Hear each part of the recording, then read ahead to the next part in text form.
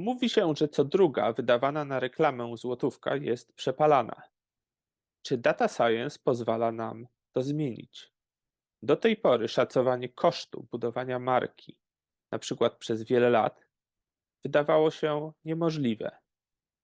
Czy w czasach ogromnych możliwości data science i algorytmów jesteśmy w stanie oszacować koszt budowania marki? Narzędzia data science dostępne do tej pory tylko dla wielkich stają się coraz bardziej dostępne. Bariera wejścia maleje. Na te i inne tematy rozmawiam z Piotrem Kociszewskim z Havas, ekspertem od data science w marketingu i reklamie. Zapraszam. Bardzo Ci dziękuję, Piotrze, za przyjęcie zaproszenia i mam nadzieję na bardzo ciekawą rozmowę na temat danych w świecie mediów. Dzień dobry, ja również bardzo dziękuję za zaproszenie. Zacznę może od tego, jakie są takie główne obecnie trendy w wykorzystaniu data science, machine learning w marketingu i w reklamie. Mhm. Ja w ogóle zacząłbym też od tego, żeby trochę opowiedzieć o tym w ogóle, jak ten data science w marketingu jest wykorzystywany też. Jasne, I to to od tego się, zacznijmy, bo to jest tak, i to się pewnie ciekawe. gdzieś płynnie przejdzie w trendy, bo tak na dobrą sprawę ten data science w marketingu jest zakorzeniony już stosunkowo długi czas. Chociażby istnieje taki typ modelowań ekonometrycznych, które nazywają się marketing mix modeling. I to jest generalnie bardzo stara metoda, wbrew pozorom, która jest w marketingu stosowana już od lat wielu. Natomiast teraz aktualnie tak jakby typy wykorzystania data science w marketingu podzieliłbym na takie dwa główne nurty. Z jednej strony to jest ocena efektywności mediów, a z drugiej strony to jest segmentacja użytkowników. I tak na dobrą sprawę w tych dwóch obszarach gdzieś ten data science się porusza. I jeżeli mówimy sobie o trendach, zarówno w jednym, jak i drugim nurcie, to ja bym powiedział, że zdecydowanie zmniejsza się bariera wejścia w ogóle w data science marketingu, bo kiedyś to było tak, że żeby przeprowadzić tego typu modelowania, to musiała być osoba jakaś taka dedykowana z wykształceniem statystycznym, matematycznym, ekonometrycznym.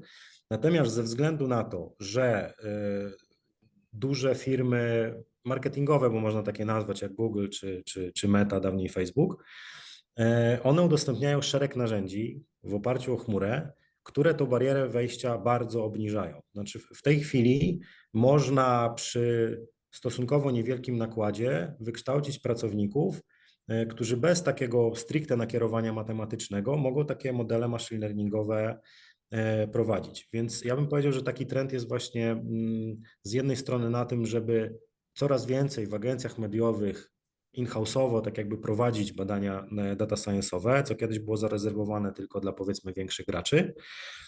A z drugiej strony, ze względu na te rozwiązania chmurowe, to jest też tak, że my w tej chwili unarzędziowiamy tą dziedzinę data science. Kiedyś to było tak, że po prostu było badanie machine learningowe czy jakiekolwiek inne, przygotowywaliśmy na tej podstawie analizę i szliśmy z wnioskami do reklamodawców jednokrotnie, powiedzieliśmy, tak wygląda sytuacja, to powinniście zmienić. Natomiast w tej chwili to bardziej wygląda na zasadzie narzędzia. Taki model liczy się na przykład raz w tygodniu i klient dostaje narzędzie, z którego może korzystać i dokonywać pewnych optymalizacji na bieżąco.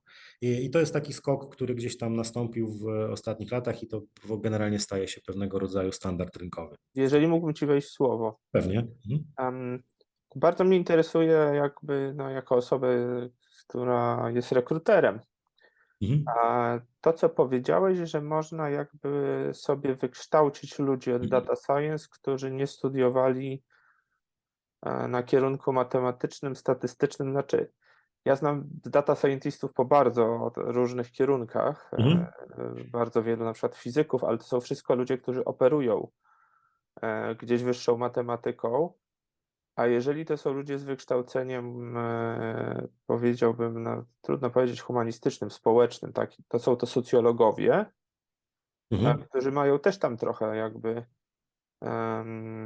no, statystyki i chyba matematyki na studiach socjologicznych. Znam jednego wysokiego scientistę właśnie po socjologii konkretnie. Mhm. Ty jesteś ekonometrą, no ale to jest taki jakby też modelowy kierunek.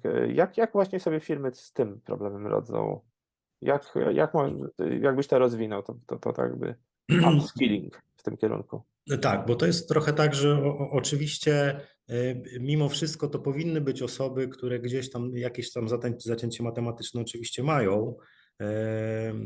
Natomiast w tym sensie powiedziałem o tym, że przy niewielkim stosunkowo nakładzie, że mogą to być osoby, które do tej pory, no powiem trochę z dziedziny marketingu, bo w tym w zasadzie siedzę gdzieś Jasne? tam od lat, to mogą być na przykład osoby, które generalnie na co dzień zajmują się kampaniami marketingowymi i już tak jakby analizowały w pewien sposób dane marketingowe, efektywność kampanii albo na przykład targetowanie różnych użytkowników w różnych kampaniach. I teraz są takie narzędzia, na przykład, nie wiem, na Google Cloud Platform. Są takie narzędzia, do których o tyle nie trzeba mieć wiedzy statystycznej, że można w zasadzie tak na dobrą sprawę przeklikać pewnego rodzaju systemy, które importując odpowiednie dane będą nam wypluwały wynik modelowania machine learningowego.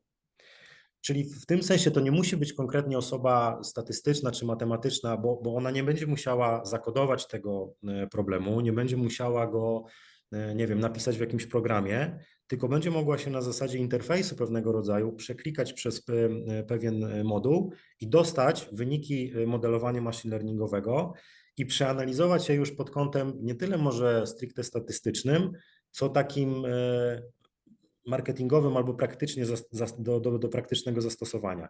I często wbrew pozorom, ja na przykład widziałem osobiście takie przypadki, że studenci na przykład po stricte kierunkach metod ilościowych, takie nazwijmy, bez doświadczenia rynkowego są w stanie wygenerować model, który jest przepiękny pod kątem statystyki, ale który jest zupełnie nielogiczny pod kątem biznesu.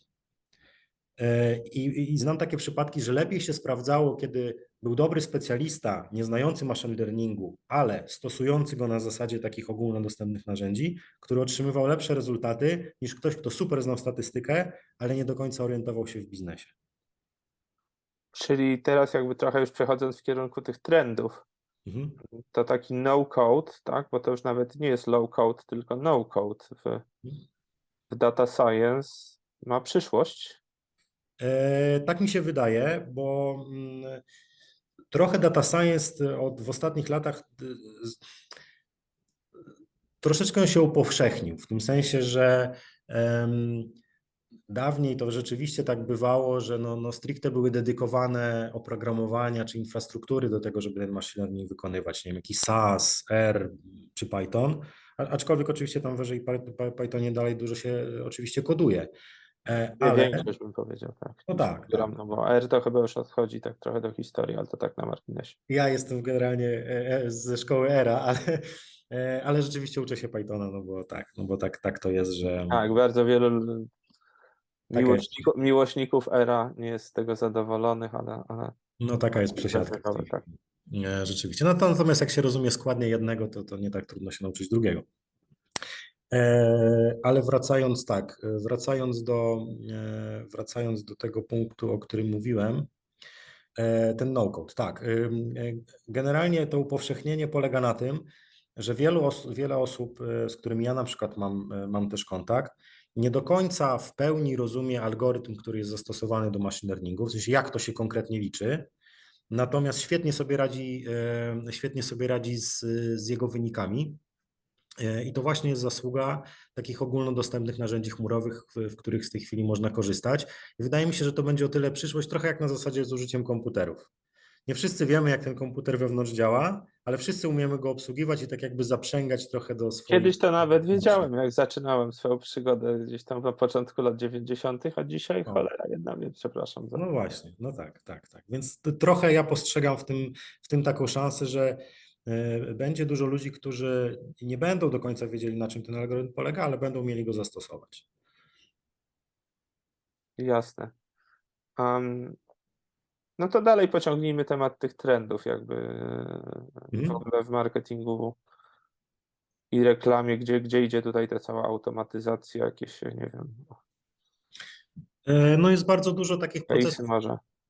Jest dużo takich procesów automatyzacyjnych właśnie również w ocenie efektywności mediów, bo dawniej też tak bywało, że ze względu na trochę może ograniczenie ilości danych albo też generalnie podejścia w marketingu, bardzo dużo decyzji było podejmowanych na bazie doświadczenia eksperckiego, było podejmowane na bazie jakiejś intuicji. Natomiast rzeczywiście taki trend, który jest i on dalej się będzie rozwijał, bardzo dużo decyzji teraz odnośnie efektywności mediowej podejmuje się na zasadzie właśnie danych i modelowań. I tutaj ponownie zahaczę o ten motyw unarzędziowiania po prostu pewnych procesów, że właśnie to nie odbywa się na takiej zasadzie, że dokonujemy pewnej analizy i zostawiamy ją gdzieś tam w szufladzie, tylko rzeczywiście ta analiza trwa, ona jest na bieżąco. Są analizy data science'owe w tej chwili długotrwałe. Na przykład jest taka dziedzina jak modelowanie atrybucji data-driven. Bo jest taki właśnie przypadek, że jeżeli w ścieżce digitalowej użytkownik miał kontakt z różnymi reklamami i na koniec dokonuje konwersji, czyli kupuje coś powiedzmy na serwisie, to standardem rynkowym przez wiele lat był tak zwany last click, czyli ostatnia akcja wykonana przed konwersją, ona miała przypisowane do siebie zasługę za to, że użytkownik tego zakupu dokonał. Natomiast w tej chwili odchodzi się od tego schematu na takiej zasadzie, że są modele machine learningowe, na przykład takie modele oparte o łańcuchy markowe albo wartość Shapleya, które biorą pod uwagę wszystkie te elementy w ścieżce i tak jakby to statystyka nam podpowiada, który z tych elementów jak wpłynął ostatecznie na tą konwersję. I to się robi na zasadzie takiego narzędzia, które jest liczone powiedzmy codziennie albo co tydzień. I te decyzje marketingowe już mogą być podejmowane na zasadzie takiej właśnie opartej o dane, a nie tylko o eksperckość i intuicję. Aczkolwiek eksperckość i intuicja, tak jakby w marketingu jeszcze naprawdę dużo znaczy, bo są ludzie, którzy tak jakby tą swoją eksperckością naprawdę potrafią robić bardzo dużo dobrych rzeczy. Dlatego to jest jeszcze takie komplementarne. Znaczy te narzędzia data science'owe i ta eksperckość się na pewno uzupełnia gdzieś. Mam nadzieję, że to w ogóle zostanie. I chyba mam tutaj rację, bo gdzieś cały czas, no gdzieś jest jakaś kreatywność w nas, tak, i jakaś autentyczność. Na pewno. To jest tak, że marketing w ogóle jest o tyle specyficzną dziedziną, że on nie jest zero-jedynkowy. To znaczy, że na przykład jeżeli jest jakaś reklama, która przynosi sprzedaż, fajnie, natomiast mamy jeszcze taki aspekt marketingu jak świadomość marki czy zapamiętywanie. I to jest bardzo trudno mierzalne. Nie ma na to, przynajmniej ja nie znam takiego naprawdę dobrego sposobu na zmierzenie tego. A Czyli jakieś chodzi, są e, w teorii, tak, a to jest ciekaw zupełnie znaczy można by było z swojej teoretycznie. własnej małej perspektywy. A, ty mówisz, że znasz. Nie, mówię, jestem ciekaw, bo akurat gdzieś tam, A, tak, przyznam się, że teraz jestem gdzieś w ogóle, przymierzam się do ustawienia jakiejś większej kampanii reklamowej, mhm. gdzieś i na LinkedIn, i na Facebooku, i tam w jakichś innych mediach na YouTube. Mhm. Mm, I tak jak się kiedyś mówiło, tak, że połowa rzeczy wydanych na reklamę, tak, to idzie, No to idzie w błoto. ja nie wiadomo, To nie która wiem, to będzie. która, tak. No tak. Więc tak, jak też mówiłem, świadomość marki, tak, to jako ja, mały przedsiębiorca, to słyszę, to mówię, jaka świadomość marki? Zapytania ofertowe mają być. Ale nie, a na poważnie, bo to trochę żartowałem, a trochę na serio. To tak, to gdzieś ta świadomość marki nawet dla takiego małego przedsiębiorcy jak ja, duoprenera, tak, Mhm. dwie osoby pracujemy, to też jest istotna i widzimy też po prostu jak jesteśmy ją w stanie stworzyć treściami w mediach społecznościowych eksperckimi. Zdecydowanie, tylko właśnie tak jak mówię, to jest bardzo ważny aspekt, który w kategorii tej mojej, czyli takiej analityczno-datasensowej, on jest bardzo ciężko mierzalny, bo świadomość marki buduje się w czasie i tak jak my robimy różnego rodzaju analizy, to one są, chcąc nie chcąc, trochę krótkoterminowe. Czyli biorąc pod uwagę chociażby ekonometrię, my badamy wpływ tej reklamy tak z tygodnia na tydzień, jak ona generuje sprzedaż albo jakiś pożądany efekt. Natomiast nie bardzo mamy na chwilę obecną metodę na to, żeby zobaczyć, jak silna kampania, która będzie trwała na przykład rok, jak ona w perspektywie następnych 2, 3, 4 lat, jak ona zbuduje na przykład świadomość marki. To jest nietrywialny problem, głównie ze względu właśnie na aspekt czasu.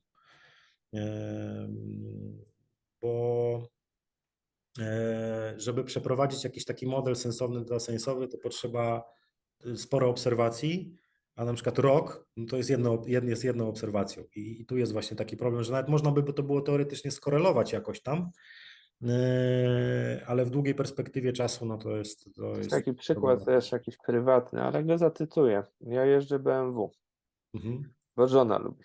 tak. Ja bym akurat chyba inną markę kupił. Za bardzo się do marek samochodów nie przywiązuję. A jaki miało 30 lat temu wizerunek BMW w Polsce? Tragiczny, tak? Samochód, którym jeżdżą bandyci najpierw, tak? No tak, rzeczywiście. Potem chamy na drodze tym jeżdżą, potem i tak dalej. I jaką gigantyczną pracę ten koncern wykonał, że po pierwsze te stereotypy moim zdaniem kompletnie odeszły. Mhm, Dzisiaj jest zbudowany silny wizerunek, taki jak oni chcą budować na całym świecie globalnie. Ich USP to jest samochód, który jest stworzony dla kierowcy i się fajnie prowadzi. tak. Tak? Skoda mówi, no to akurat marka, którą ja bardzo lubię, tak? Na zasadzie jesteśmy tacy po prostu no, simply clever, wszystko jest poukładane dobrze, tak? Volvo mówi, jest bezpieczne, tak? Jesteśmy bezpieczni, najbezpieczniejsi na świecie. A BMC się udało jakby to USP bardzo mocno zbudować, również w miejscu, gdzie po prostu ludzie się wstydzili tymi samochodami jeździć, tak? Powiedzmy, nie wiem, 25 lat temu. Więc to jest a propos właśnie budowania wizerunku, że to może mieć nieprawdopodobnie długi czasokres, jak w przypadku tej marki, o której właśnie mówiłem, ale może mieć, i teraz właśnie do tego zmierzam, może mieć niesamowicie wielki efekt, bo okej, można mnie złapać, że to może się zmieniło, ale może nie jakieś absolutnie ostateczne badania, Mhm, ale BMW jest tam w pierwszej piątce sprzedawanych marek w Polsce, nowych mhm, samochodów, i pierwszą tak zwaną premium. O ile w ogóle marki premium istnieją, tak? Czy to jest trik marketingowy po prostu w dzisiejszych czasach, ale to już jest inna dyskusja. mhm, Natomiast to się przełożyło na to, że w segmencie tam lepiej doposażonych samochodów są numer 1 i są w ogóle bardzo wysoko w ogóle w rankingu sprzedaży, mhm. co zajęło 20 lat. No. I ja się oczywiście z tym zgadzam i to jest prawdopodobnie w dużej mierze właśnie zasługa marketingu między innymi. Natomiast w tym kontekście ja też tutaj mówiłem o tym pomiarze, że tak jak ja rozumiem ten data science marketingowy na chwilę obecną, to jest takie modelowanie, które odpowiada na pytanie, co wpłynęło i w jakim stopniu. I dlatego powiedziałem, że ciężko jest zmierzyć wpływ na świadomość, bo prawdopodobnie można zrobić sobie, nie wiem, badania kwestionariuszy albo badania fokusowe i tak jakby porozmawiać z ludźmi, jak odbierają markę, czy wpłyną na to marketing i jak bardzo. Natomiast z takiej perspektywy czysto liczbowej, czyli tak jak na przykład ja efektywność mediów analizuję, to tutaj miałem na myśli to, że pewnie ten wpływ marketingu na świadomość może być trochę trudno wyciągalny. Ale zupełnie się z Tobą zgadzam, że tak, rzeczywiście to jest tak jakby długofalowa praca, która wpływa na to, że wizerunki marek się mogą oczywiście zmienić. Mm, A tak teraz trochę odlećmy w kosmos. Mhm, Czy w czasie gdzieś, gdzie teraz te wszystkie wielkie modele językowe pokazują ogromną siłę AI, tak? Wydaje mi się, że my jesteśmy gdzieś, powiedzmy, jak gdyby porównać do rozwoju PC-ów, gdzieś koło roku 80, a może trochę wcześniej, koło roku 75, ale już mamy pierwsze PC-ty, mhm, tak? To może pójść dużo, dużo dalej. Pytanie takie naprawdę bardzo wysoko poziomowe. Przychodzi firma do ciebie, nie wiem, czy prawda, nie wiem, producent makaronów polski i Lubella. Ale ja, dobra, chcę rzucać marek. Zmieńmy coś. Producent, nie wiem, producent czegokolwiek, tak? Eee, nie wiem, dobra, samochodów, tak? Marka Mhm. X. I mamy wizerunek, tak, dzisiaj to powiedzmy nie, że hamów na drodze, ale mamy wizerunek samochodów, które mają wielkie silniki Mhm. i niszczą środowisko. I wszyscy gadają, że się nas nie kupuje, bo po prostu się spala. My jesteśmy tylko na rynek amerykański, tak, bo tam jest tania benzyna. A my chcemy w ciągu 20 lat dojść do tego, że jesteśmy marką zieloną. Mamy tutaj, prawda, swoje prace, odrabiamy swoją robotę, tak, możemy pokazać, jak jesteśmy zaawansowani w silnikach elektrycznych, rozwiązaniach hybrydowych i tak dalej, i będziemy zieleni, ale czy po prostu możemy wyliczyć, ile lat nam potrzeba? 20, 23, 27, żeby dojść do tego, co BMW zrobiło. Powiem szczerze, to nie będzie może jakaś super dobra odpowiedź na moją korzyść, ale prawdę powiedziawszy, z punktu widzenia policzalnego, ja bym się takiego wyzwania nie podjął. Znaczy, oczywiście strategię tego typu można przygotować. Pytanie jest raczej inne, No, czy do tego typu narzędzi być może dojdziemy, Twoim zdaniem, w jakiejś przyszłości kilku lat, widząc, co się dzieje z czatem GPT i tak dalej? wydaje mi się, że to jest możliwe, bo to rzeczywiście, tak jak mówisz, na razie to, co my zobaczymy. To takie pytanie jest, tak. Tak, że to, co zobaczyliśmy, to rzeczywiście jest na razie wierzchołek góry lodowej, bo to jest to, co tak jakby zostało wypuszczone do publiki, a to, co jest dewelopowane pod spodem, to jest pewnie zupełnie inna kwestia. To na E, pewno. Więc wydaje mi się, że rzeczywiście w przyszłości może powstać na bazie sztucznej inteligencji takie narzędzie, które to policzy, bo fajny jest przykład z dziedziny w ogóle machine learningu, takich klasy modeli jak sieci neuronowe.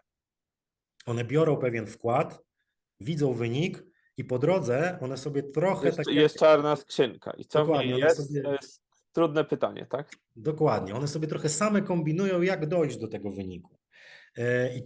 I to jest też wbrew pozorom, to nie jest nowa metoda. Sieci neuronowe są metodą starą, natomiast tak jakby jej rozpowszechnienie dzięki mocy Mhm. obliczeniowej się zwiększa.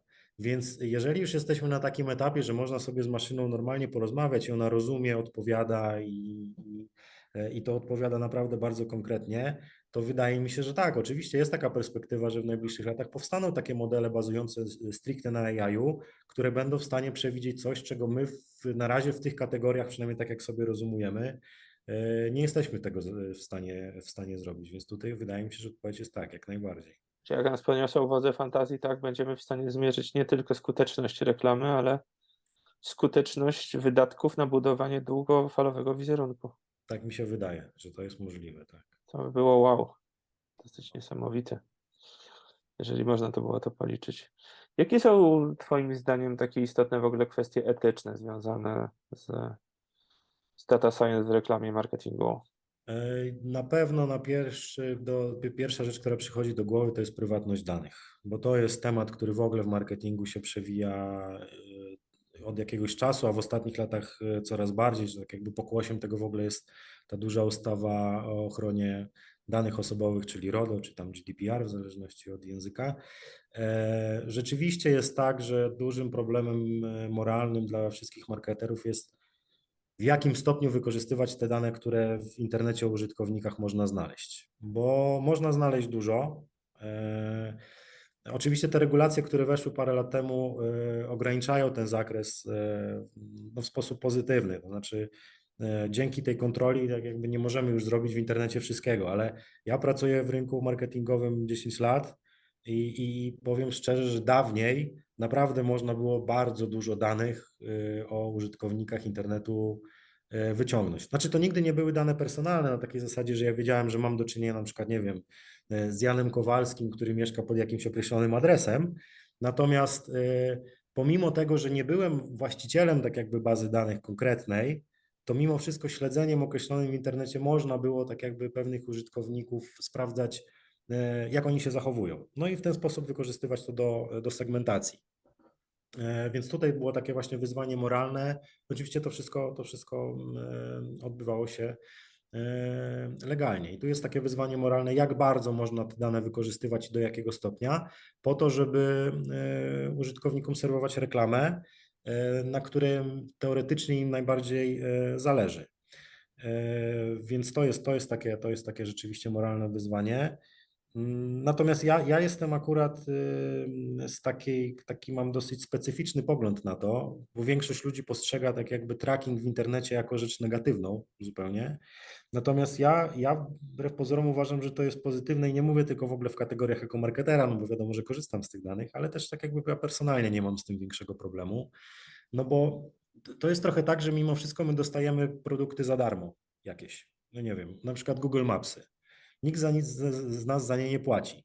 No i teraz A, należy się zastanowić, no nie ma czegoś takiego jak darmowy obiad, więc należy się zastanowić, na czym zarabia producent tego narzędzia. No i naturalna rzecz jest taka, że on zarabia po prostu na danych, które tam są przechowywane i te dane są potem wykorzystywane w jakiś określony sposób. Najczęściej są wykorzystywane właśnie w marketingu.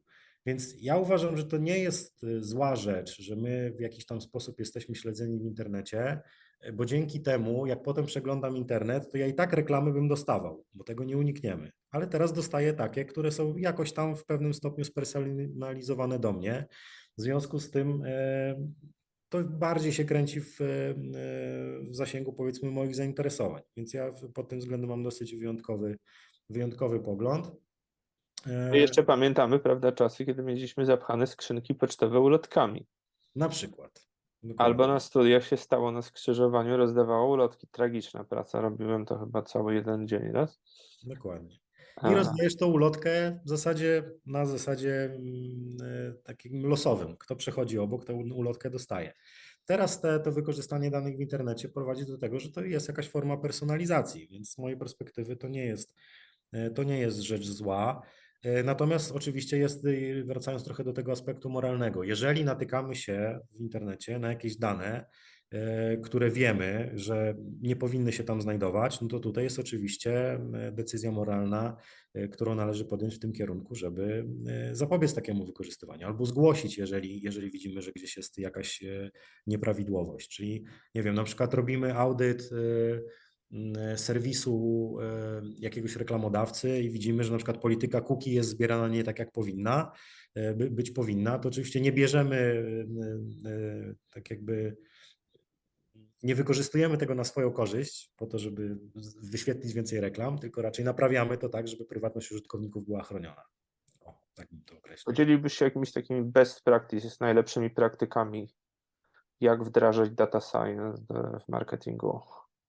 E, To przede wszystkim, no to właśnie to trochę nawiążę do tego tematu, czyli w ramach oczywiście tego, co zrobić możemy, no to mimo wszystko zebrać jak najwięcej danych. Bo potencjał na wykorzystanie danych pojawia się bardzo często wtedy dopiero, kiedy my te dane dostajemy do ręki. Znaczy patrzymy, co jest w zbiorze danych i wtedy nam przychodzi pomysł do głowy, aha, co my możemy z tym zrobić. Więc jeżeli chcemy data science w marketingu wykorzystywać, no to musimy się skupić przede wszystkim na tym, ile tych danych i jak ich zebrać.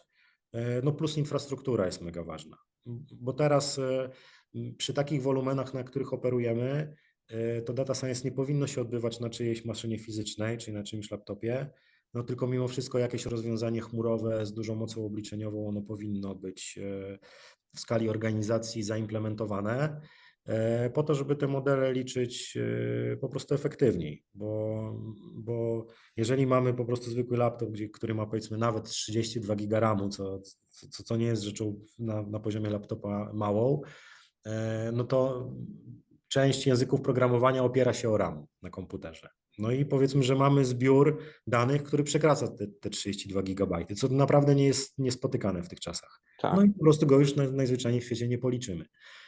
W związku to z jest tym, absolutnie spotykane. no tak, tak. 32 gigabajtów Nawet w tych czasach to jest nic. to jest nic, nawet dla małego przedsiębiorcy. Tak, zgadza się. E, Jakieś takie wyzwania, przed którymi stoi branża, tak, nie wiem, metaverse na przykład, co sądzisz?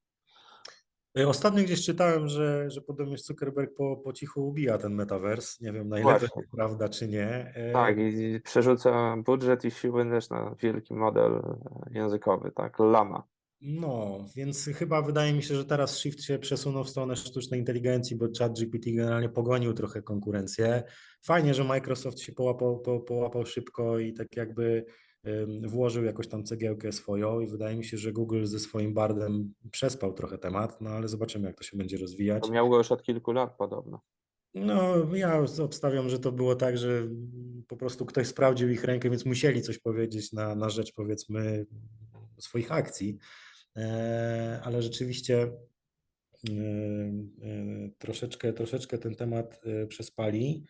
Natomiast jeżeli mówimy sobie o wyzwaniach, no to jednym z dużych wyzwań w ogóle marketingu pod kątem data science, ale nie tylko, jest świat cookieless, czyli niedługo wszystkie przeglądarki w ustawieniach swoich takich domyślnych będą miały blokowanie ciastek third party tak zwanych. Dla tych, którzy nie wiedzą, ja tak szybko wytłumaczę. Proszę. Ciastko to jest taki plik w przeglądarce, który pozwala zachowywać pewne informacje. Czyli chodzi o to, że jak chodzimy sobie po stronie internetowej, na przykład Myślę, że wrzuciliśmy. ciastka wszyscy kojarzą, ale właśnie te ciastka third party, jakbyś Third party, jasne. To są, bo jak wchodzimy na serwis internetowy, no to jest oczywiście szereg ciastek, które służą dla obsługi tego portalu. Natomiast można wpiąć tam ciastka tak zwane zewnętrzne i dlatego one nazywają się third party. Czyli zewnętrzny zupełnie dostawca, który zbiera te dane w celu na przykład marketingowym, on może w ten serwis wpiąć swoje ciastko. I wtedy oprócz tego, że pewne dane zbierają się na serwisie, one się mogą zbierać poza tym serwisem. No i w tej chwili to jest regulowane prawnie na takiej zasadzie, że jeżeli sobie klikamy akceptację cookie, no to tak jakby akceptujemy to, że te ciastka mogą być przesyłane w różne miejsca i każdy serwis internetowy ma obowiązek poinformować o tym, które z tych zewnętrznych dostawców te ciastka pobiera. Natomiast w najbliższym czasie, tak jakby defaultowo, w ogóle ta usługa, powiedzmy, czy ten twór third party cookie, on zostanie zablokowany na poziomie przeglądarki. Więc to już nie będzie tak jakby gestia użytkownika, który wchodzi na serwis i akceptuje, tylko on już wchodząc na ten serwis z poziomu przeglądarki będzie miał te ciastka zablokowane. Oczywiście chodzi tutaj o powiedzmy o większą kontrolę nad prywatnością danych użytkowników, którzy wchodzą, ale marketing nowoczesny, digitalowy opiera się w dużej mierze na tych ciastkach. Więc to jest generalnie takie wyzwanie, przed którym prawdopodobnie będziemy stali w najbliższym czasie. Jeżeli chodzi o zawody, czy pojawią się jakieś nowe zawody związane z, jakby data science tworzy w marketingu nowe zawody, czy zabierze pracę marketerom, jakby określone zawody zetnie, że tak powiem brzydko.